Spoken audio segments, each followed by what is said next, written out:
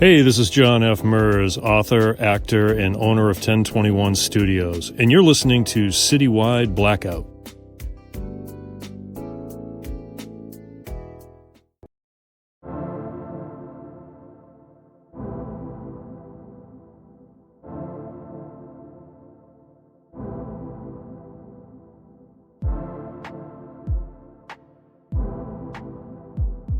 Hey everyone, how's it going? And welcome back to the show.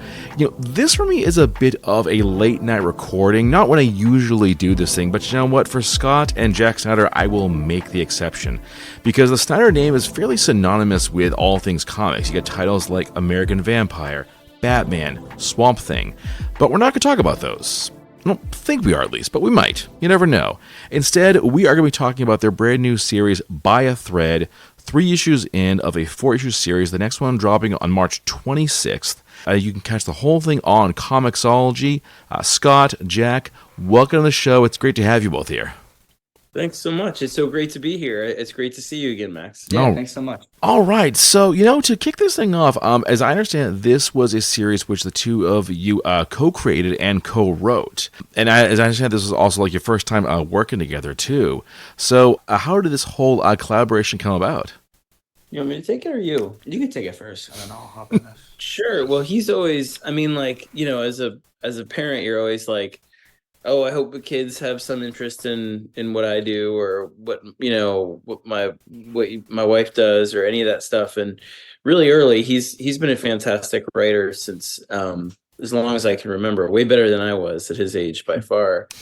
And it was about a year and a half ago, maybe almost 2 years ago, he came to me and started saying, well, what if we just made a comic for fun together, just sort of plan one out with no publisher, nothing like that. And I was like, okay, yeah, just come up with, bring an idea and we'll make some characters and be a great summer project just to sort of, do it almost in theory. And the idea he brought and was so good. I felt like, so inspired and excited to sit down and do it with him. And then the characters that, he started thinking up and the plot, all of it was just great. So it wound up becoming something that I felt comfortable at a certain point, not to surprise him, but going to ComiXology and sort of feeling around because I had a couple books there and saying, listen, this is something that's really coming out well. What do you guys think? And they jumped at the chance to do it with us. And I'm very, very grateful. We've had a great experience with it. Yeah, it's just been great. I've always had an interest in, well, not only just like what my dad does, but just writing as a whole. I've always liked just talking to my dad, like talking through story ideas while we were I'd throw something to him that I thought of and we'd work it out and talk about how to build a character for that or anything like that. But this one in specific, I came to my dad and I talked to him about it, and not even to my dad said as a for sure publishing or doing anything with it. But I do this on my dad and he was really into it and really open to sort of building an actual story and be like, how would we start it and how would we make actual issues come out of it. So it was all my dad who was organizing it and telling me where to go with it and stuff like that. So wow. So this was just something you did just kind of for fun, and then you said, hey, wait a minute, we actually have a story here. Yeah, we've always sort of talked through either stuff that my dad would be working on, I'd give him feedback with stuff like that whether it was Batman or whatever. Yeah, I asked him a bunch of stuff when I was doing Batman. Oh yeah? Yeah. I was always so happy to help and everything like that. This way, you get to get that sneak peek about the show, or about the title, and what's going to happen. Yeah. Yeah.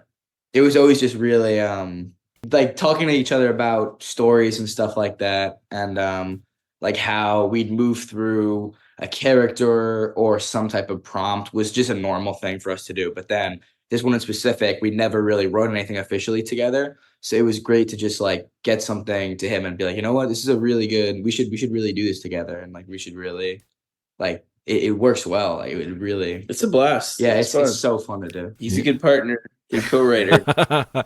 So how does that process work? The two of you writing this comic together? Well, it works so he'll, again, the premise, the characters, the sort of general shape of the plot, he really comes up with. And then I still teach this class on which I love doing over on Substack. We do it almost every month. And for me, one of the great joys of that is sort of trying to help people, student writers, come in with ideas and projects in mind, and just help kind of organize the story around some of the stuff that I've learned over the years. Look at it through the lens of what it means to you. If it, once you kind of figure that out, how to sort of, even if you know who the main character, how to sort of really refine them so that they become the right person to get you to the deepest vein of story in the plot. And so I'd kind of go over it with him and say, okay, well, listen, if this story is about this and the main character is kind of struggling with this, how do we make sort of a villain out of that really brings all those fears to life, and so on. And so for me, it was fun just because it was almost like cheering somebody on, coaching a little bit. But really the great bulk of it, story wise, character wise, really came from him, which is, is a lot of fun, because I mean, look, I'm nervous, right, going in, because I'm nervous for a bunch of reasons. One, like, comics, it's if it once we know it's going to get published, it's my kid has something out in the world, and I want to make sure that it's really, really strong. At the same time, I don't want to take a heavy hand in something that he's doing, and make it mine. And the joy of it was seeing it come out and being like, oh, this is already really strong. All I have to do is sort of help even less than I have sometimes with a co-writer in the past, with like a professional co-writer. So it's been a great experience in that regard. Okay. Well, Jack, this being your first foray into comics, what was it like for you to, of course, like not only work with your dad, one of like the greats in the business, but also just seeing this thing go from concept to finished? Well, I mean, I think I definitely have like a head start over there with just my dad being so strong with just comics as a whole and being able to write it with him. But really for me, it was like it's such like just the true honor of it is finally being able to have something of mine that I'm proud of, that I made from scratch with my dad, obviously out in the world. But it was really interesting to me to get the most interesting part to me was I had written stuff for a portfolio or anything like that. But I had done that before, but truly giving someone else like my own work and letting them just sort of view it and getting the art back from them is just like the greatest.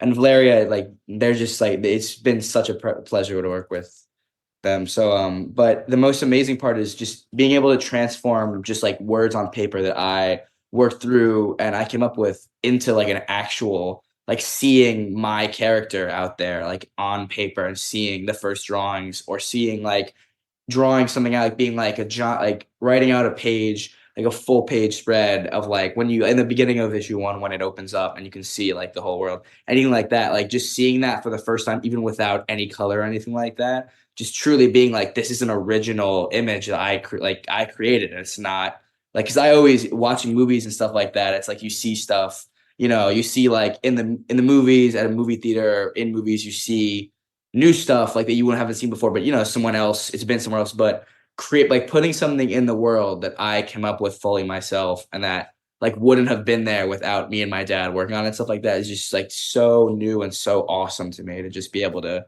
work through the process and get stuff like that's real back and everything like that. Yeah, and for me, I mean, like, one of the things that, when I teach that class, the two rules of it are: one, you've got to always write the story that you'd like to pick up the most that day and read. And two, you've got to try and remain the most exciting creator. I have a cat that's like bugging me to pet him.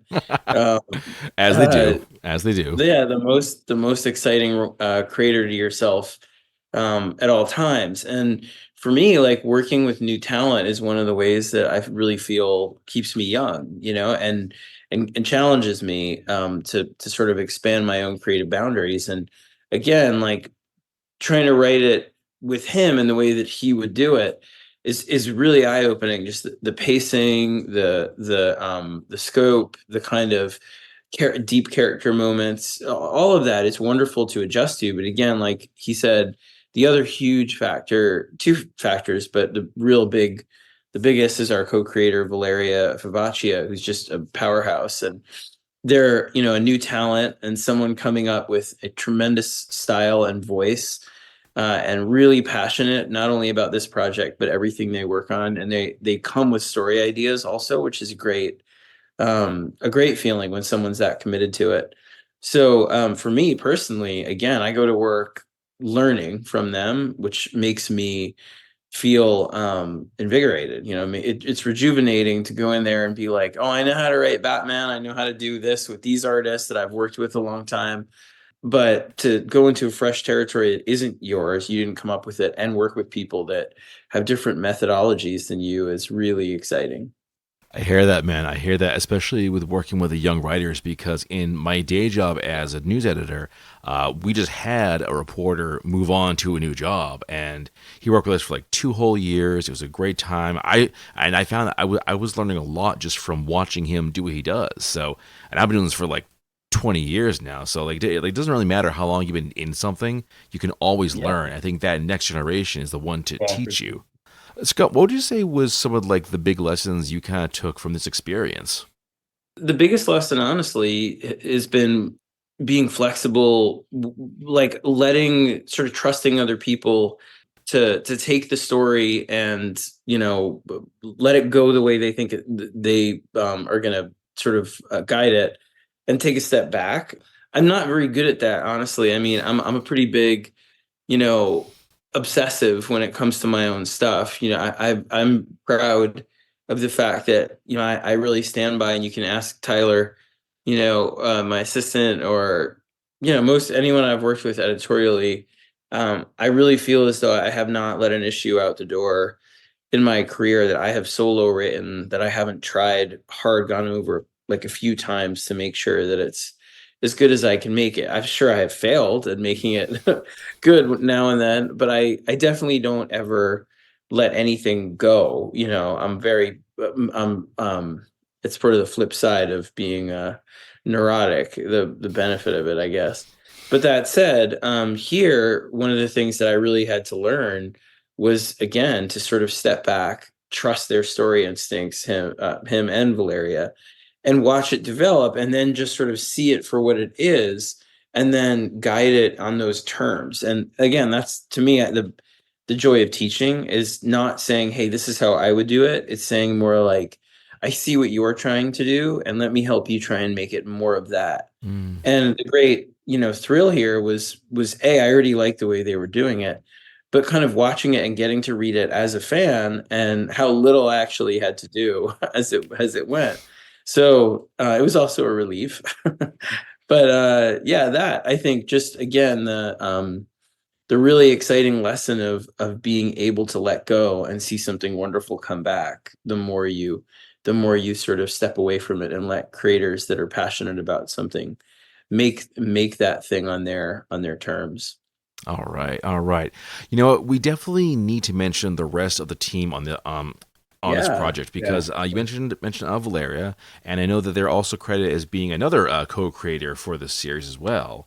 You also got Whitney Cogar. Sorry if I'm getting the names wrong. Apologies. Yeah, no, that's right. Whitney is amazing. Yeah. Yeah. And I saw that they've worked on Giant Days, which is one of my favorite series of all time. So when I saw that, I was like, oh shit, Giant Days. Too. I love that series. Mine too. Yeah. Tom Napolitono on letters. Tom's been with me all the way back from my DC days, and he just evolves and evolves, and the art of lettering is just so apparent when he comes in, just not just in a aesthetic way, even in the way that he uses it to tell stories visually, like the placements, but also the font. Everything he chooses is in service of story. He's great. Oh, definitely. Yeah. Lettering is not just typing onto a keyboard, folks. It's a lot more complicated than that. But I also want to ask, like, with this particular team, Tom, obviously familiar, but with Valeria and Whitney, were they also like newcomers for you, or had you worked with them before? I'd never worked with any of them before, except for Tom. Yeah. Yes, Tom and I go way back, but Valeria and Whitney, what I found, and I was really excited that Jack responded to this too, is that the more you sort of step out of the way of your co-creator or the artist on the book and allow them to make choices when it comes to the way they're colored, who they're working with for ink, whatever that is, the better the material comes back. And here, Whitney was somebody that Valeria was very interested in pursuing. She was her first choice, their first choice from the beginning. And so I thought Whitney's coloring was fantastic, but then when I saw it with Jack over Valeria's art is very kinetic. It's very manga influenced. It has this really exuberant kind of young style, and yet the acting, the emotion, the world building, all that stuff is like stellar. And Whitney has this very painterly and almost like sort of cinematic way of coloring, where it has like light flares and a lot of kind of prismatic colors, and it just fits it. It gives it this three-dimensionality, this buoyancy, this lightness. It's just great. Yeah, I really just love like the overall energy of the scenes because there's always something happening. I mean, it can be a very like normal, almost like mundane interaction, but it all just like comes to life. Did you have to give any real guidance on them for this one, or did they just come back and like boom, nailed it? It was like definitely for like the characters and stuff like that. They came back like right away with sort of just such pretty much the spitting image of everything both me and my dad like imagined originally. But there was definitely like tweaking and stuff as always, with just being like just small stuff, being like making this like a different. It was mostly based off what like we changed in the way that if we wanted to change the dialogue or something like this, maybe to just change like some of the way that like the emotion on some of the characters. But definitely it was like I don't think we could have asked for really a better like result of what me and my dad worked through with our team. Like it was really just like we'd say something and they'd come back like, wow, that's just like almost exactly like what I imagined in my head. So it was just like a dream come true to get stuff back from them every time. Oh yeah, it's a great feeling. Yeah.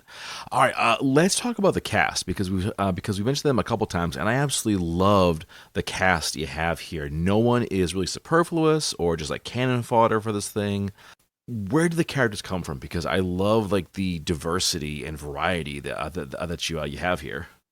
Yeah, I'll let you answer. But let me say one thing just for anyone that hasn't picked up the book yet, just to give you sort of our pitch about it. Like the fun of the book is it's about one day out of nowhere, this strange kind of black and oily patch sorts of just pops up in the middle of Kansas, in the middle of nowhere. And one day, the first day, it's just kind of a foot, like a square foot in somebody's backyard. And then every day after that, it grows 20 miles in every direction.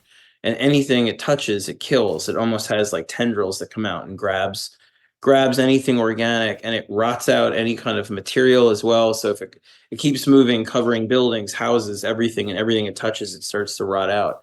And it drags things into it. It clearly has some kind of life to it, but nobody knows if it's alien, if it came out of the earth, like just organically, what it is. And the story follows a bunch of kids that are growing up in a world about 10, 12 years after this has happened, and this stuff has basically covered the entire earth. And so communities live above it in these things called needles. And in the very last days, here in this country before, because it started here, so it covered it relatively early. It's called the Shroud, the black kind of necrotic blanket covering the earth. But what's discovered in the last days of this country before it kind of completely gets covered is that the Shroud doesn't eat through diamond, that it's carbon based, which was one of my favorite ideas of his, honestly. I still remember when he told me it. But because the stuff is carbon based, it doesn't eat through diamond, which is pure carbon. And so people rush to start manufacturing, which you can do. You can compress carbon and make diamond, but it's a process that's so expensive, nobody really does it in any kind of big way in the real world. But you can do it. And so in this scenario, they of course start manufacturing sheets of everything they can do to try and create defenses. And the plan is to make this big lattice work of almost like pillars that they can build highways over to live above, suspended above the Shroud, but people can't get along. And because of that, the whole thing kind of crumbles, and all that's left are these diamond studs here and there, miles apart, sticking out of the Shroud. And so people build these vertical communities called needles on them, based with all the debris. And it's about a bunch of kids kind of growing up in this world, wondering if there's anything else out there but this, if they'll ever have a way of kind of putting their feet on the ground and finding a home that isn't this like really tenuous thing that could fall over at any minute. I gotta say, for a post-apocalyptic scenario, that is one of the better ones I've heard. Actually, I like this one. Yeah, I was like, Thank you. It was either you got to write it with him, or you got to steal it from him, right? And do it Yeah. yourself. So Let's like not do the latter, okay? Healthier dad response. Yeah, Right? exactly. I But you appreciate it. asked about the characters, Sarah. I was just giving the context. Yeah, Of it, so go for it. Definitely, I'd say like one of the main ways that we build our characters off of was different with Joe and Charlie in specific. I think different views of how I think people would react to the scenario, because obviously it's a very like crazy scenario to be in. But I think watching a lot of and knowing a lot of scenario, like when everyone thinks of post-apocalyptic like stuff, it's like a zombie apocalypse or anything like that or anything. And you think of just how people, there's always one person who's hopeful and wants to find like the antidote or whatever. yeah, And there's always one person who wants to sort of just like be like, this is what we got. Like we just sit here, like board up the door and everything and sit in our hut or whatever. So I think that with Joe and with his background, I think we built him off of an idea of he's known his whole life, growing up, fighting his whole life with his parents then dying, and sort of the only thing he's known is that every time he tries to every time he's seen someone try to give a little and try and push for a better world, it always like backfires on them. So building Joe as a character, I think we definitely aimed for sort of the protect what we have and kind of the bunker down and sort of like this is the best we have and we need to protect this. And then with someone like Charlie, I think we definitely based off of a more hopeful kind of like we need to survive, and like humans always like find a way to adapt and prosper even in the most crazy scenarios. So, and like believing in humanity and innovation and all of her inventions and everything like that. But I think that creating other characters too, like muscles and everything like that, and anything like that is always just sort of I think basing it off of just sort of or Canon or anyone is just sort of different views and different, also just kids too. Like I think that I should have said this earlier, but including just sort of the like what it's like not only is it hard to like it's hard to be a kid in general growing up in a regular going through your teen years in a regular world, like there's tough stuff,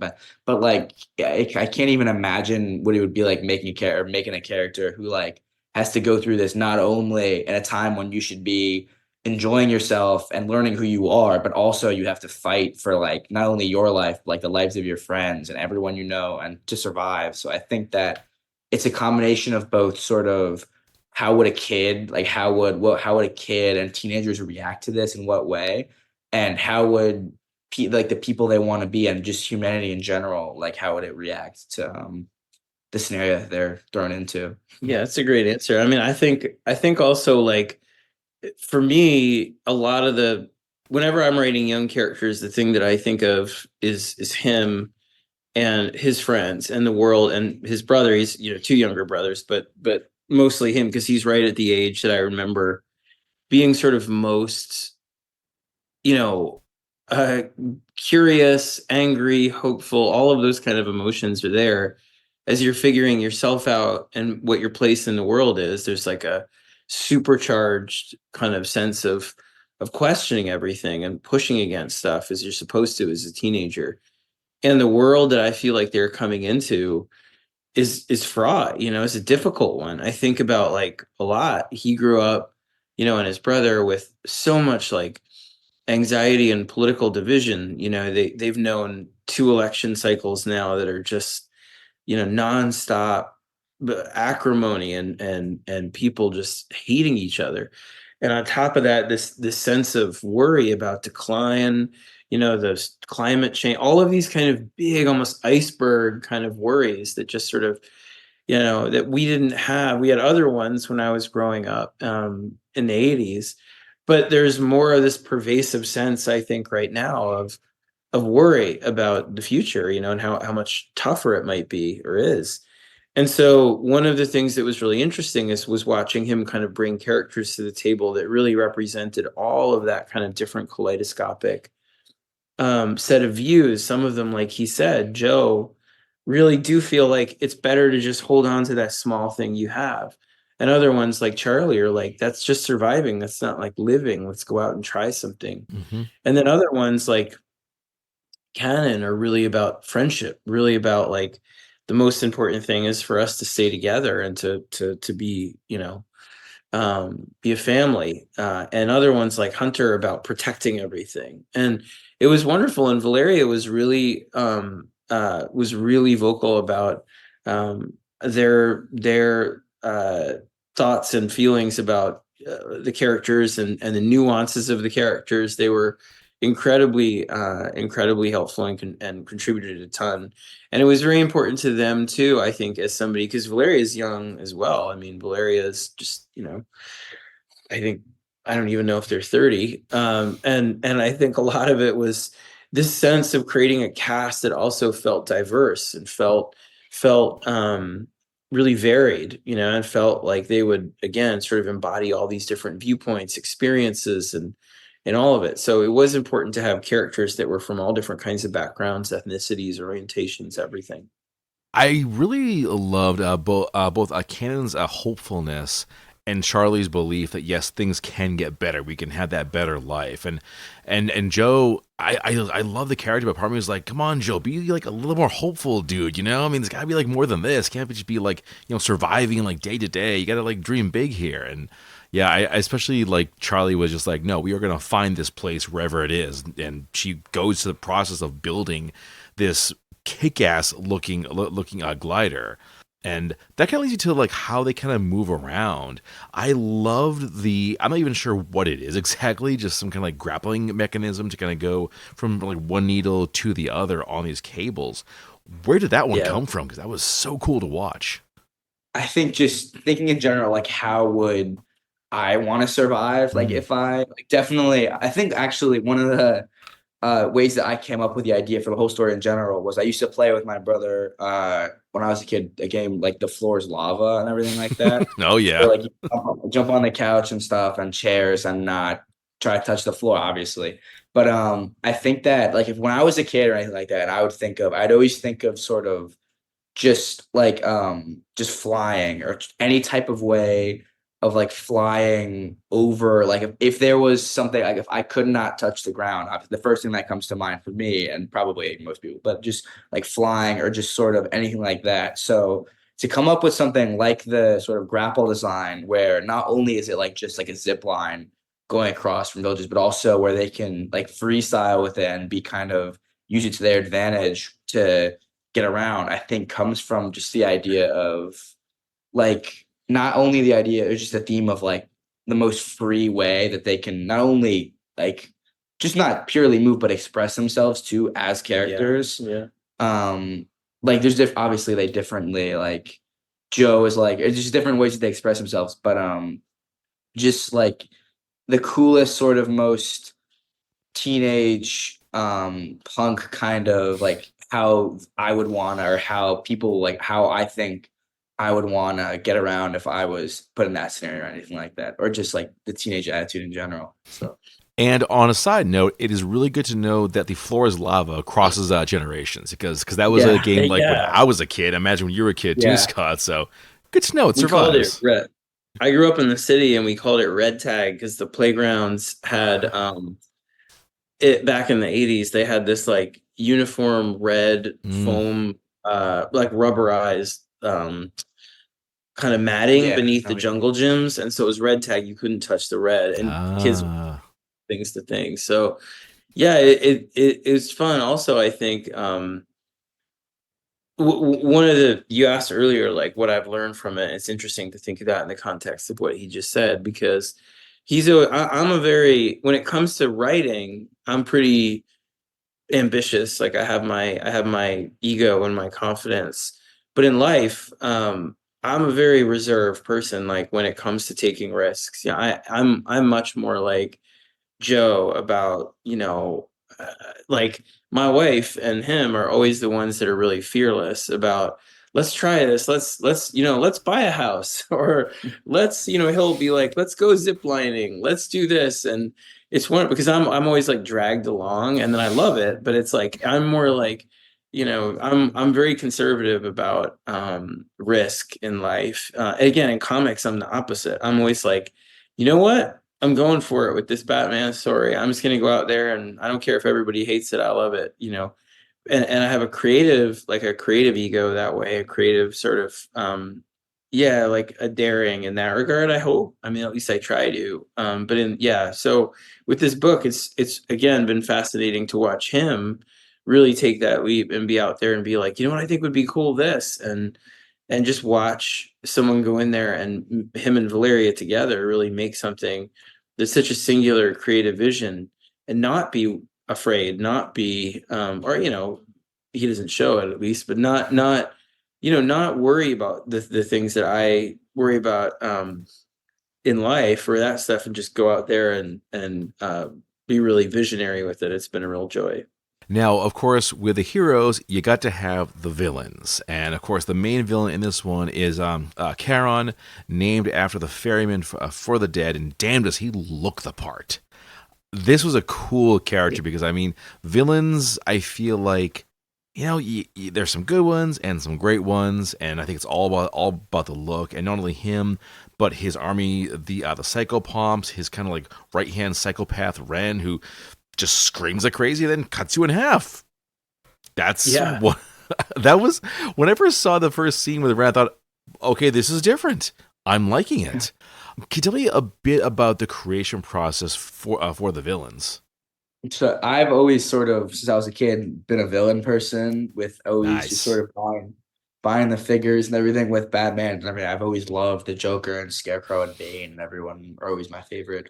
But a picture. I'm not to interrupt you, but there's a pic. I have pictures of him from like Halloween, circa it was like 6, 7, 8, and all the kids are like unicorns and whatever, and then he's Darth Vader in the middle, and nice. It's like, I love my kid. Yeah. Anyway, sorry. Go ahead. But sort of just with the creation of Charon, or any just this sort of feel for anything like that, I think is, and you could probably, but is just sort of with the idea of creating our own character. I think I wanted to represent, sort of mirror the Shroud in a way, with sort of showing that it's always sort of a common theme with apocalyptic stories, that like, humans are always like, are humans worse than like what is going on in the world? Like, do humans become like evil? And I wanted to show that someone like Charon, who's been sort of tossed out by humanity and sort of originally was sort of like part of that kind of community and everything like that, just tossed out and sort of turned into this evil sort of mirror of the Shroud, in the way that he's sort of the human version, and his crew, and sort of the human version of like the Shroud, where it's like he just sort of takes and shows people that like this is how it's meant to be, and sort of like the Shroud isn't like, it's not some awful, it's just life, like it's just how it happens, and he's also doing the job that the Shroud does normally with his crew and everything like that. So do you have anything? That's a great answer. I think the thing that I was most excited about was when he came up with the idea, and then Valeria really built on it too.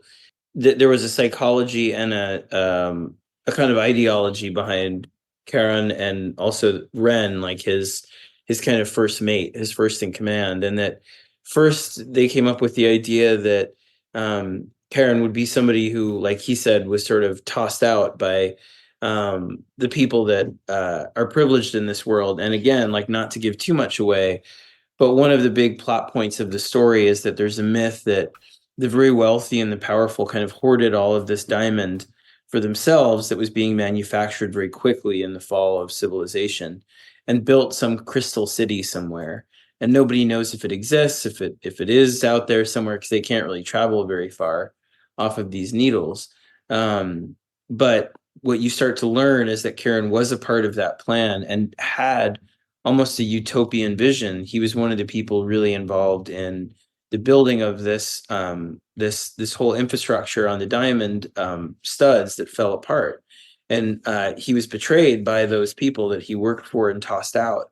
And so there's this incredible richness and tragic quality to him that makes him sympathetic, as horrible as he is, where he feels as though in some ways he was meant to be, and he wanted to be part of this grand collective solution. And instead, what it taught him, this experience of being not just sort of betrayed, but really like,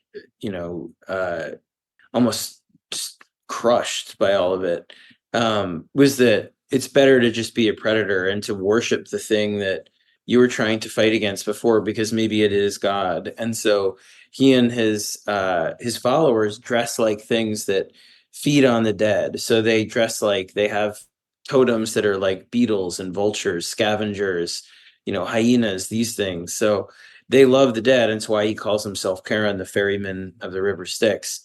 And his first mate is this woman, Wren, the wren for queen, but also for the bird, because the wren it's one of the most deadly birds of prey in the world. And Valeria designed her look based on that too, with these almost this very spiky feathers that can retract and come in, and these diamond scythes that look like wings on the back, and fantastic design. And for anyone out there, Wren is sort of the cosplay character in our series, where they touched the shroud very early and it burned off all the skin up through her face. And so she has a diamond mask that stopped it from doing that. And once they stopped it and cut the skin off, they say she cut her own skin off. She put this sort of diamond mask in place to stop the any further infection and rotting. So she's got this almost diamond skull mask over this really ruined face, and she's beautiful and graceful and horrible and terrifying and all those things at once. So again, the point is simply that watching the characters go from just being scary villains in their hands to being multifaceted, really compelling characters was amazing. Yeah, I'll bet. You mentioned cosplay. I would challenge the listeners. I would love to see someone cosplay the entire cast at a future Comic-Con. I challenge you guys out there, make these costumes, make it happen. It's going to look awesome. I can't wait, because the fourth one comes out, like you said, in March, and then we have the print comes out in the fall too. So we're excited from Dark Horse. I don't know if they might not have announced that yet. Well, we have now. Yeah, I'll be really excited to see it in print for everybody out there too. Oh, that is so cool. Count me in for 8, man. I'll buy 8 copies just because when it comes to comics, especially these days where you can get so much of it online, the stuff that I buy that goes on my shelf is the stuff that I really, really enjoy, because I ask myself, what happens if this suddenly vanishes? Well, I wouldn't like that, so buy a copy. So is this series a one-off, or is there a possibility of a sequel or a spin-off or something like that? No, we're planning on a sequel. I'm actually tomorrow morning. We're talking to ComiXology. I'm talking to them about an amendment to sort of give us more seasons for it. So, and Valeria is up for it. They're excited. So no, we're definitely going to continue the story. We're really excited. I am so glad to hear that, because knowing that this ends with just the 4 issues, the 4 issues, I thought, okay, there's so much more that we could do here. I want to see the rest of the world, what it all looks like. I would love to see more backstory about how it all falls apart and so forth. Because the thing with Apocalypse is you'd like to know where they all come from, how they originate, and what happens. Yeah, we got big plans. It'll be fun. For sure. You'll see. Yeah. I'm very excited about that. So Jack, just a few more questions. Where do you go from here? What's your plan for future projects? Do you think you might want to jump more into the comics world? That's a good question. My dream has been just not 100%, just always something to do with writing. And I'm not 100% sure myself, where I want to direct myself with that yet. But I definitely know that I want to write and put more stuff out in the world. So if that means following in exactly what my dad did, and going to any type of DC Marvel and writing comics, I'd be so happy and grateful to do that. Or if it means writing in a newspaper, anything, or any form of writing, I'm so just so into the idea of putting more and more work out into the world of my own, and just creating sort of more and more, and even just for everything, just being able to get stuff back and being able to have something out there as myself. So I definitely say I want to keep it going with the putting stuff out in the world and writing. So yeah, that's definitely what I plan to do. Try everything. That'd be my advice. Try everything. Try journalism, try comics, try novels, whatever you want to do, but try it all and get that taste of all these different aspects, because there's so many ways you could go. There's so many directions, you know. Sure. Yeah, there's so much more interconnection and overlap these days too than there used to be. So I tell him like whatever he wants to do, as long as it's not like I don't want to. I was like the only jobs I can think that I was like, don't be an ultimate fighter, don't like things I just don't want to watch happen. You know, like I want to see you be hurt. But I mean, I'm sure anything he wanted to do, he'd be great at. So it's just fun to get to cheer him on. Exactly. Jack, is there one particular title you would just like love to work on? Any like favorites that you would want you like to see your name attached to? I mean, the general answer is just Batman, of course. Yeah, Just because of course. I love just Batman as a whole, just that character. But I'd love to work in any type of superhero or pop fiction. I watch and consume so much of that with everything. I've always been into Star Wars and everything like that. I love reading. My dad's close friend. Yeah. I have always loved manga, Naruto, Demon Slayer. I've always loved those. I'm a huge Death Note fan. That's always been one of my favorites.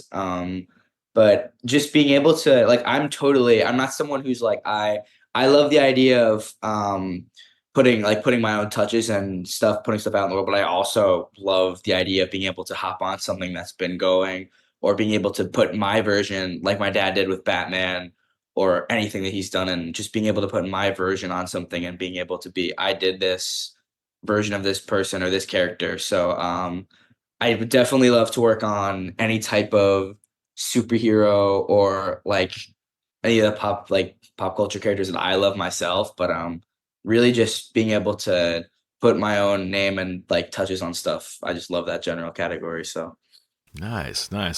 And Scott, I would be remiss if I did not ask about what is next for you, sir.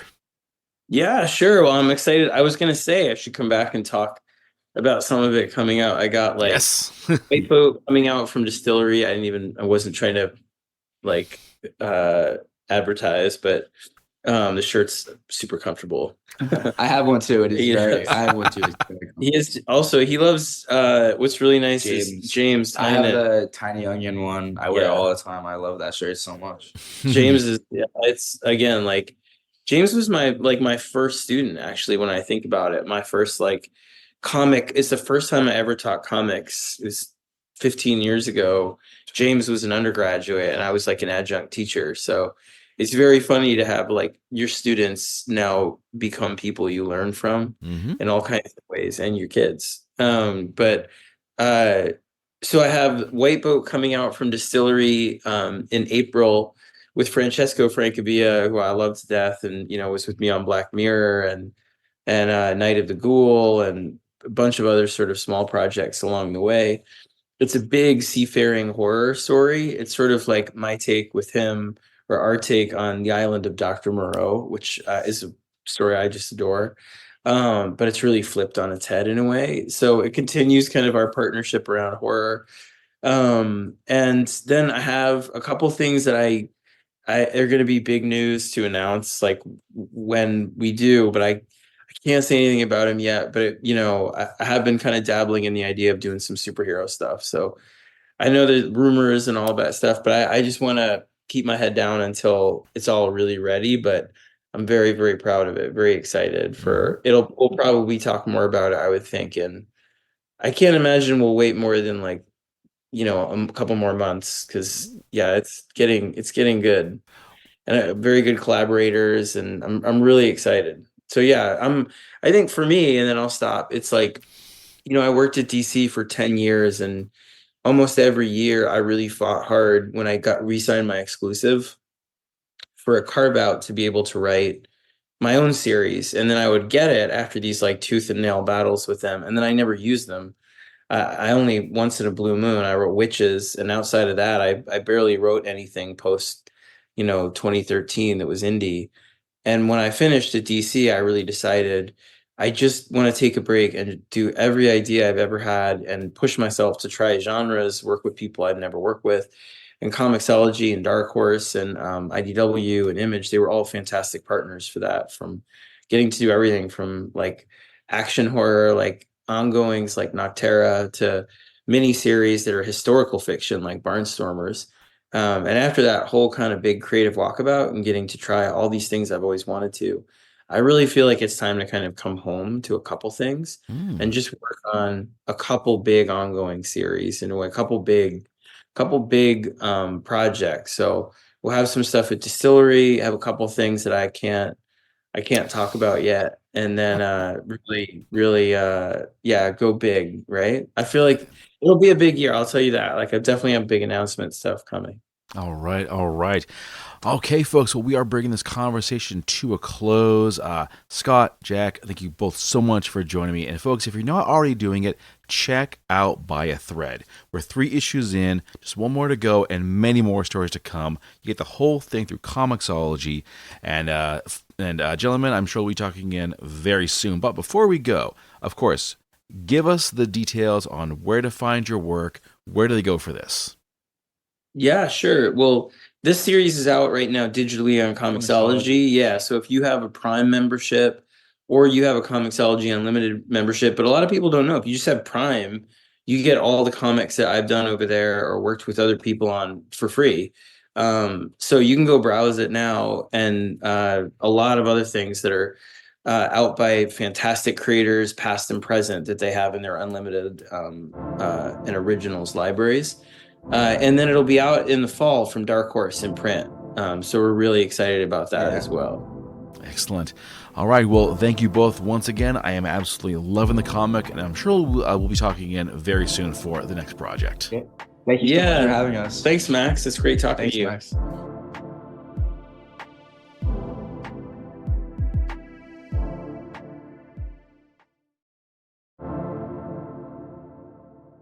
And with that, we bring this episode to a close.